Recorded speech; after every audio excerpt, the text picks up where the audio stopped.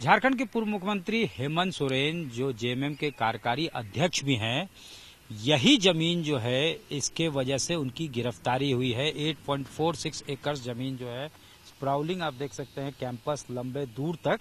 यहाँ इसी जमीन में पहली बार जब 20 अप्रैल 2023 को यहाँ पहुंची थी, ईडी ने सर्वे किया था, उसके बाद से ही ये बातें ईडी के सामने में आई थी, ये इन्फॉर्मेशन ईडी को आई थी और सब्सटेंस हाथ लगे थे कि इस पर अवैध कब्जा कथित तौर पे सीएम हेमंत सोरेन, उस वक्त के सीएम हेमंत सोरेन के पास है।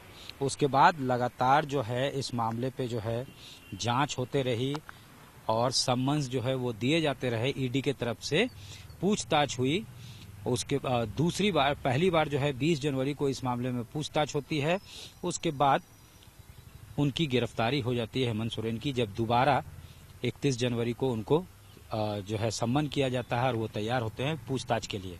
हेमंत सोरेन बार बार ये कहते रहे कि ये जमीन का नेचर जो है भूईहरी है, जिसको सेल एंड परचेज जो है नहीं किया जा सकता है, सेल एंड परचेज इसका प्रोहिबिटेड है।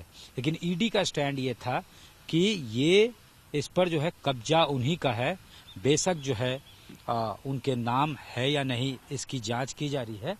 और इस बीच जो है एक बड़ा डेवलपमेंट ये होता है कि इस नाम, इस जमीन की जो जमाबंदी है वो रिसेंटली राजकुमार पाहन के नाम पे हो जाती है।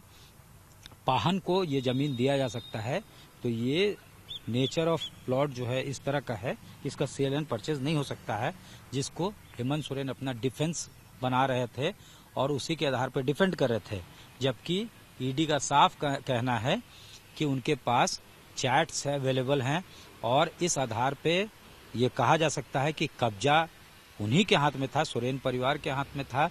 और बड़ी बात यह है कि विनोद सिंह, जो लगातार जिनसे पूछताछ हुई, आर्किटेक्ट जो हैं, जिनके चैट्स रिट्रीव किए गए थे और जिसके आधार पर रिमांड लिया गया था हेमंत सोरेन का, वो यहाँ पे एक बैंक्वेट हॉल बनाने का नक्शा तैयार कर रहे थे।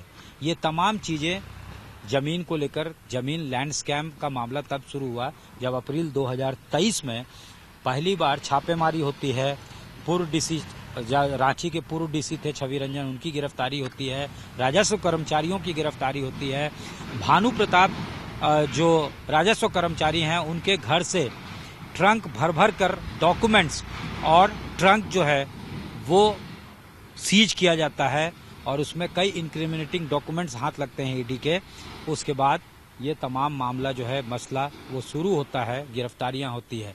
अब जो है इसको प्रोविजनली अटैच करना चाहती है ईडी, जो इन्फॉर्मेशन है, क्योंकि ईडी के तरफ से जो सोर्सेज है उनका कहना है कि उनके पास एम्पल सब्सटेंस है, जिसके आधार पे कहा जा सकता है कि ये जमीन जो है कहीं ना कहीं हेमंत सोरेन से उसका कनेक्शन था और कब्जा जो है उनका था।